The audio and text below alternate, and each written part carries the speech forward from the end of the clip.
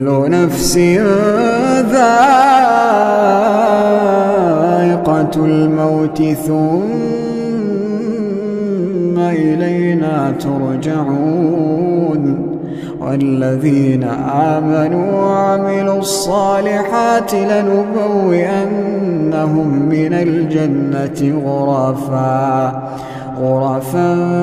تجري من تحتها الأنهار خالدين فيها نعم أجر العاملين الذين